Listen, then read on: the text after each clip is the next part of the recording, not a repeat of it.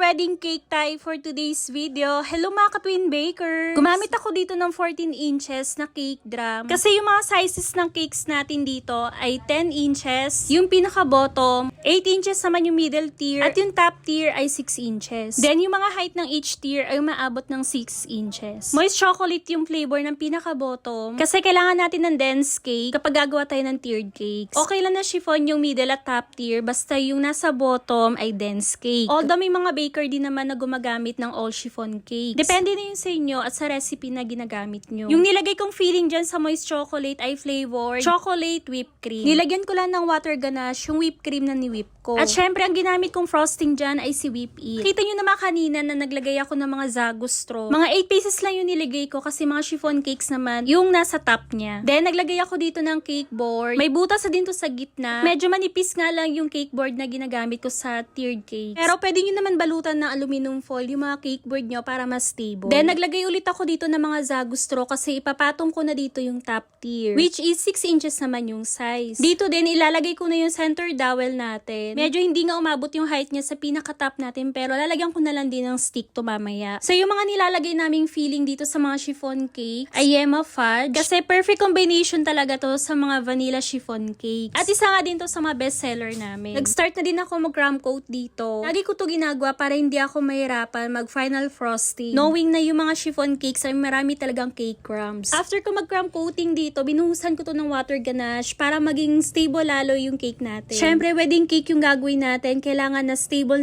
yung cake natin sa venue. Gumamit na nga ako dito ng piping bag para malagyan ng frosting yung cake. At sobrang struggle talaga maglagay ng frosting ng ganitong kalaking cake. Relate ba kayo mga ka-twin bakers? Kasi sobrang nakakangalay sa kamay. Tapos bago ka mag-frosting ng ganitong kalaking cake, dapat naka-ready na yung mga piping bag mo na may frosting para tuloy-tuloy yung frosting mo dito sa cake. Dagdagan pa na sumasayaw yung turntable mo habang gumagawa ka. Then dito nga sa bottom part, ginamitan ko na lang to ng spatula kasi medyo nangalay ako dun sa middle at top tier. Habang ginagawa ko nga to, sinabihan ko si Vera, parang poste yung ginagawa kong cake. Pero syempre, scrape ko pa yan para makita talaga yung sizes ng cake. Mas bet na bet ko na nga yung ganitong method sa pag-assemble ng mga tiered cakes. Yung nakastock na silang lahat na wala pang icing. Kasi kung hindi man naging pantay yung cake mo, pwede mo pa din naman mahabol sa icing. Sa pagpapakinis naman ng cake, favorite na favorite kong gamitin itong metal scraper. Bili lang namin to ni Vera nung pagpunta namin sa Cake Fiesta Manila. Sayang nga isa lang yung nabili namin ni Vera. Then para naman ma-sharp edge natin dito banda, gumamit ako ng maliit na scraper. So yung design nga pala ng wedding cake na to ay inspired din dun sa wedding cake na ginawa namin nung last year. Na road 1 million views na din dito sa Facebook. Na maraming nagandahan pero meron din hindi nagustuhan yung design kasi medyo hindi daw maayos yung pagkakalagay ko ng color dun sa ilalim na part. Pero yun nga, sabi ni customer, gusto niya nga din daw ng ganun din kaganda. Pero iba na yung color ng motif nila. So sa dito nga, color rose gold yung nilagay ko. Achieve the color, nag-mix lang ako ng color pink at onting brown. Then yung mga flowers na inattach ko dito is si customer yung nag-provide. Tapos yung couple topper doon sa top ay si customer din yung nag-provide. So inarrange ko lang yung mga flowers dito na same din dun sa inspired design na